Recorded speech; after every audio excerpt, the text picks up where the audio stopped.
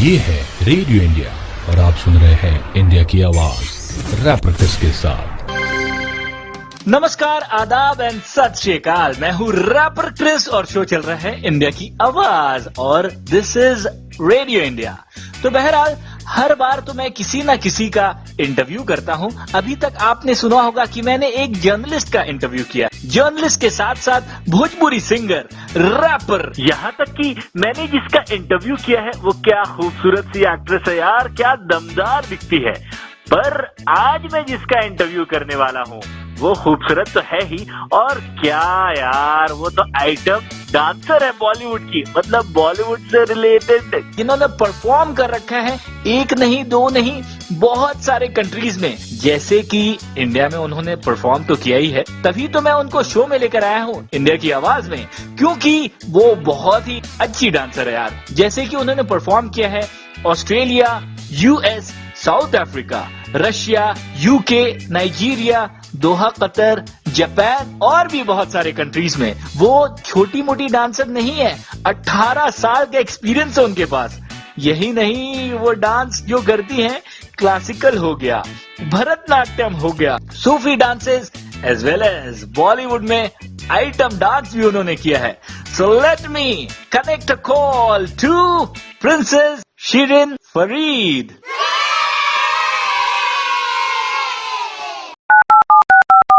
गाना कॉपी करने के लिए प्रेस स्टार दबाएं। श्रृंखला गो।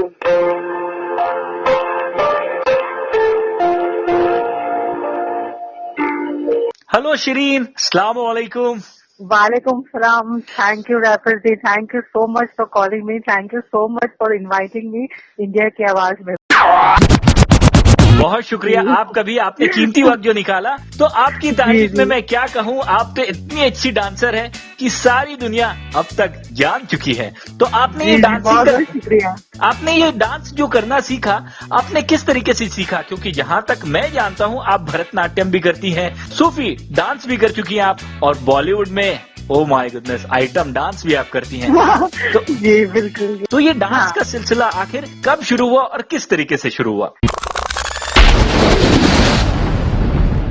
छोटी थी तब से ही मुझे शौक था। जब मैं स्कूल में जाती थी तो स्कूल फंक्शन वगैरह जो होते थे तो वहाँ पे भी मैं परफॉर्म करती थी। तो डांसिंग का शौक जो है वो मुझे बचपन से ही था। तो आप बचपन से जो डांस कर रही हैं, आपको किसी ने सिखाया नहीं ये भरतनाट्यम करना या क्लासिकल डांस? भरतनाट्यम मैंने सीखा है, तुलसीदास मंगेशकर करके भरतनाट्यम क्लासिकल परफॉर्मेंस जो है तो जो सिखाते भी है तो उनसे मैंने भरतनाट्यम सीखा। और बाकी जो बॉलीवुड डांसर्स या बाकी जो सूफी डांसर्स वगैरह जो मैं करती हूँ, आपने भी देखा है काफी बार, तो वो मैंने किसी से सीखा नहीं है, वो मैं खुद ही कोरियोग्राफ करती हूँ और करती हूँ। तो बॉलीवुड में जो आप आइटम डांस करती है, क्या इसमें भी आपकी खुद की कोरियोग्राफी थी? आप सुन रहे हैं इंडिया की आवाज। नहीं, मेरी खुद की कोरियोग्राफर नहीं थी, उसमें पप्पू खन्ना जी ने कोरियोग्राफ किया था। काफी नामचीन कोरियोग्राफर है एक जमाने के। जैसे रति अग्निहोत्री की फिल्म आई थी तवाई, उसमें उन्होंने कोरियोग्राफी की थी। फिर मीनाक्षी शेषाद्री की काफी फिल्मों में उन्होंने कोरियोग्राफ किया था। तो काफी पुराने और काफी सीनियर कोरियोग्राफर है पप्पू खन्ना, तो उन्होंने ये मेरा आइटम सॉन्ग कोरियोग्राफ किया था। तो वैसे तो मेरी खुशकिस्मती है कि मतलब इतने अच्छे कोरियोग्राफर के साथ काम करने का मुझे मौका मिला। वैसे आपको मैं बता दूं, ये कोई छोटी मोटी शख्सियत नहीं है। इन्होंने जनवरी को जो फिल्म रिलीज हुई थी 2016 में, जिसको इंग्लिश में नाम दिया गया था ब्लाइंड पीपल और हिंदी वर्जन था अंधे लोग, इस मूवी में इन्होंने आइटम डांस परफॉर्म किया। क्या गजब की डांस करती है यार।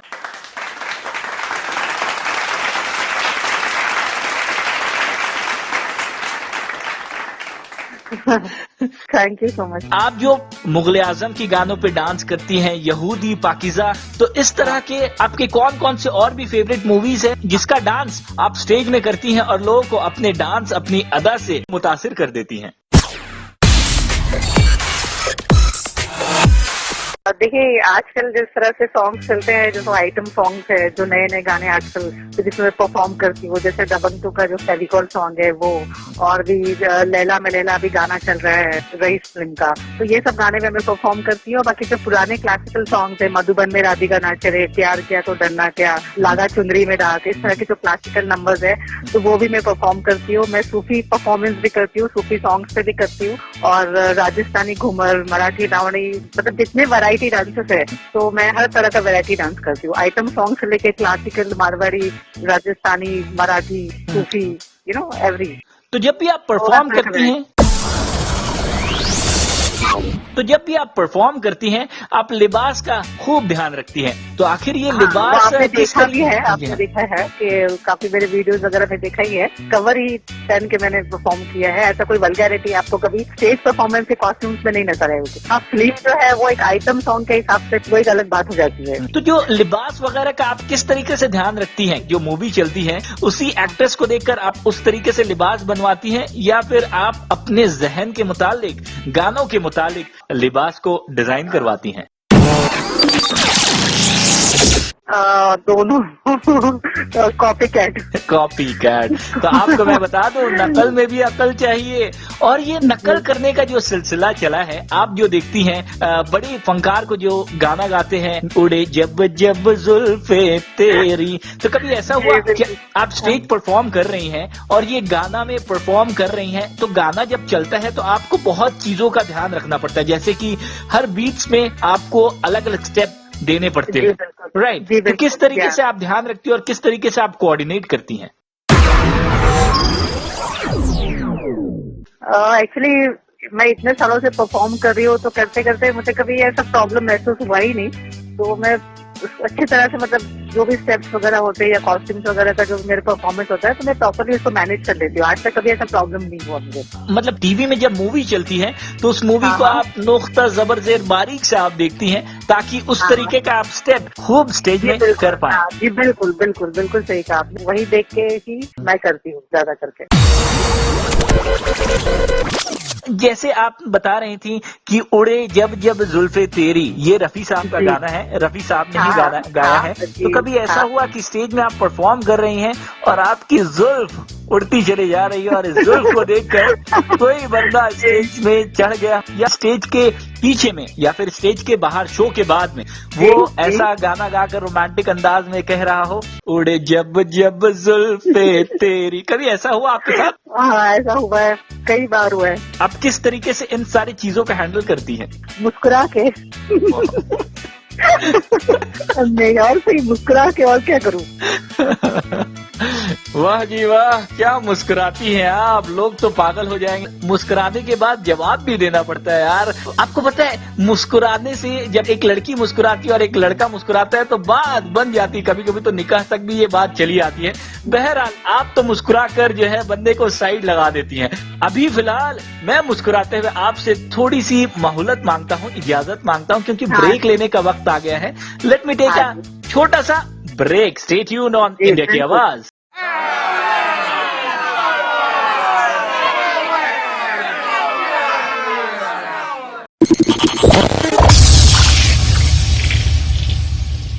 स्वागत है आपका इंडिया की आवाज शो में। मैं हूँ रैपर क्रिस, और मेरे साथ जो खूबसूरत सी मोहतरमा है उनका नाम है शिरीन फरीद। माशाल्लाह, क्या चेहरे में उनकी कशिश है। और आपको तो पता ही है रेडियो स्टेशन कौन सा है, रेडियो है रेडियो इंडिया।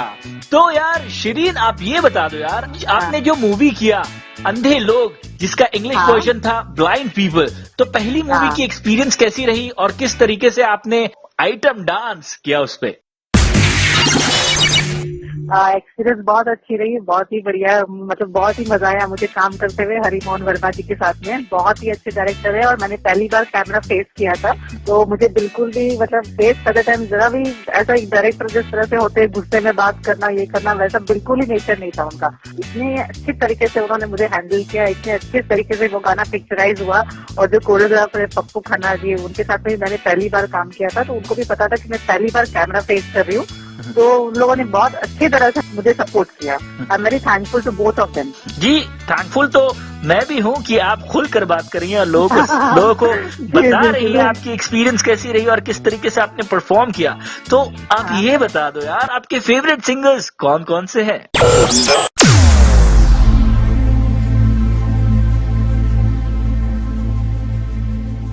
मेरे फेवरेट सिंगर मोहम्मद रफी साहब। मोहम्मद रफी साहब, ये तो मेरे भी फेवरेट है यार, क्या गाना गाते हैं। तो आपने कभी इस तरह के गाने में परफॉर्म किया जो कहा जाता है, जो बहुत ही पॉपुलर सॉन्ग है, याहू टड़ा टड़ा चाहे कोई मुझे जंगली कहे। नहीं, वो गाने में परफॉर्म नहीं किया मैंने रफी साहब के गाने में परफॉर्म किया है। रफी साहब उनके जो बर्थडे के जो सारे जगह के जो शोज होते हैं, तो वो शंभुकानंद ऑडिटोरियम माइटर्स वगैरह में काफी बड़े पैमाने पे वो शोज ऑर्गेनाइज होते हैं, तो उसे मैंने परफॉर्म किया है। मधुबन में राधिका नाच रहे वो सॉन्ग पे परफॉर्म किया है। तो और भी उनके बहुत सारे डफली वाले ये गाने पे परफॉर्म किया है। उड़ी जब जब जुल्फे तेरी ये गाने पे परफॉर्म किया है मैंने। तो जो उनके क्लासिक सॉन्ग्स है जिसपे परफॉर्मेंस हो सकता है, तो वो गाने पे मैंने परफॉर्म किए हैं। तो जब आप परफॉर्म करती होंगी तो आप गाना का खूब ध्यान रखती होंगी। उसी तरीके से आपके फेवरेट डांसर्स कौन कौन से जिससे आप इंस्पायर हुई हैं, और कहीं ना कहीं उनकी ठुमकने की जो अंदाज है, उनकी डांस करने की जो अंदाज है, वो आप कॉपी करती हैं, और जब स्टेज में परफॉर्म करती हैं तो बस फूलों की बारिश और लोग वाहवाही कर बैठते हैं। मेरी फेवरेट डांसर हेमा मालिनी। कोई उनका फेवरेट गाना जिसमें आपने कॉपी किया हो? आज जब तक है जहाँ जाने जहाँ मैं नाचूंगी। बहुत बढ़िया, ये गाना को मैं जरूर देखूंगा। मुझे समझ में नहीं आ रहा कौन से गाने के फिल्म शोले फिल्म का गाना है ये। अच्छा, शोले फिल्म का ये गाना है, बहुत ही बढ़िया। तो आप जब डांस करती हैं तो जहां तक मुझे समझ में आता है कि जो डांसर्स होते हैं उनको बहुत सारी चीजों का ख्याल रखना पड़ता है, जैसे कि बहुत वो अगर फैटी हो जाए या बहुत उनका वेट हो जाए तो वो डांस सही तरीके से परफॉर्म नहीं कर पाएंगे, और परफॉर्म नहीं करेंगे तो फिर ऑल ओवर वर्ल्ड में जो आप ट्रिप करती हैं उसमें कहीं ना कहीं दिक्कत और दुश्वारी आ जाएगी। तो आप खाने का क्या क्या ध्यान रखती हैं जिससे आप खुद को मेंटेन कर पाती हैं, और जब स्टेज में डांस करती हैं तो आप बढ़िया परफॉर्म कर पाती हैं? सच बताओ आपको? जी हाँ, मैं बिल्कुल भी खाने का ध्यान नहीं रखती हूँ। मैं नंबर 1 फूडी हूँ। अच्छा, आपका फेवरेट डिशेस फिर कौन कौन सा है? मेरा फेवरेट डिश है yakhni pulao, mutton biryani, chicken biryani, nalli nihari. Oh my goodness, yummy यार, भूख लग रही है यार, मुझे भूख लग रही है यार। आपने इतना बढ़िया चीजों का नाम लिया, इतना बढ़िया डिशेस का नाम ले लिया। हाँ, आपको तो पता ही है, अगर नहीं पता तो मैं आपको बता देता हूँ। मैं वेजिटेरियन तो हूँ ही, और साथ में वेजिटेरियन भी हूँ और नॉन वेजिटेरियन भी हूँ। तो खाने में तो मैं पीछे नहीं हटता हूँ यार। हाँ, लेकिन आप मेरा सेहत देखकर आप ये समझेंगे कि मैं खाने पीने में थोड़ा सा पीछे हूँ थोड़ा सा। लेकिन जब इतनी लजीज फूड की बात हो रही है तो मुंह में पानी तो आना लाजमी है। तो आप ये जनता और अवाम के सामने उनको मैं गवाह बनाता हूँ। आप मुझे दावत कब दे रही हैं? जब आप आना चाहे आ सकते हैं, अभी आ जाइए। बहुत बहुत शुक्रिया, बहुत बहुत शुक्रिया। इस खाकसार को आपने इनवाइट किया, दावत दिया, बहुत शुक्रिया। चलिए, अब शिरीन, इंटरव्यू का सिलसिला खत्म होने वाला है, अब तो आप फ्री हो जाएंगी। तो आप फ्री टाइम में आखिर करेंगे क्या? मैं फ्री टाइम में मैं एक एनिमल एक्टिविस्ट भी हूँ। जब फ्री टाइम होता है तब मैं जितने स्टे डॉग्स है मेरे घर के नीचे और आजू बाजू के एरिया के सारे स्टे डॉग्स को मैं फीड करती हूँ। ग्रेट, बहुत अच्छा काम है यार। और आपने शायद बताया था कि हैंडीकैप जो भी लोग हैं उनका भी आप बहुत ख्याल रखती हैं, राइट? हैंडीकैप लोग का तो रखती हूँ मैं, और हैंडीकैप पिजन है तो उनको मैं रेस्क्यू करके अपने घर में रखती हूँ। हैंडीकैप पिजन किस तरीके से? मैं नहीं समझ पाया।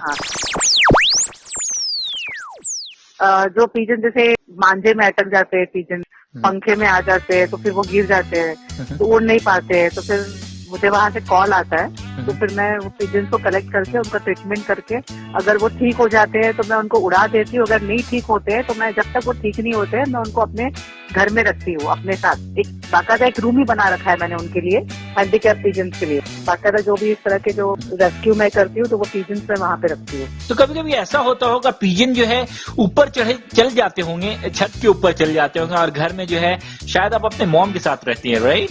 जी बिल्कुल। तो मॉम फिर बोलती हो कि बेटा शिरीन इधर आओ, देखो छत के ऊपर 2-2 कबूतर बैठी हुई हैं। तो आपके दिमाग में वो गाना आता होगा, छत के ऊपर 2 कबूतर, नीचे मैं और तू। जी हाँ, आता है ना।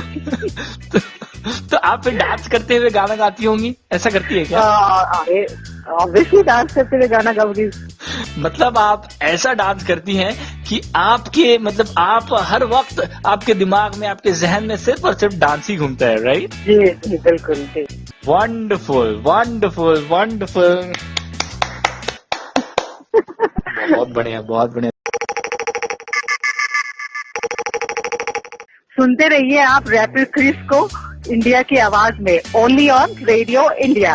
इस चैनल को लाइक कीजिए और सब्सक्राइब कीजिए। बिंदास जीने का।